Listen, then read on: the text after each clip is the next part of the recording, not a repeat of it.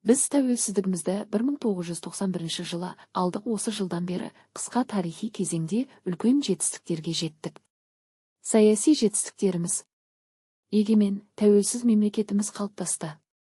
Конституция қабылданып, құқықтық мемлекет негізі қаланды. Экономикалық жетістіктеріміз.